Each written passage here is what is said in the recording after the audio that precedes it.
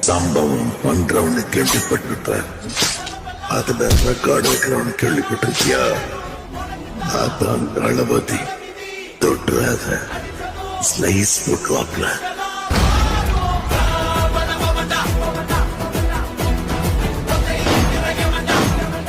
உன்னை காலி பண்ணிடுவேன், அசிங்கப்படுத்திடுவேன்னு சொல்ற எவனா இருந்தாலும் சரி, திரும்பி போற ஐடியாவே இல்ல. மக்கள் அவரை கொண்டாடிக்கிட்டு இருக்காங்க. இப்போ கொள்ள கடவுள் ஆயிடுவான்.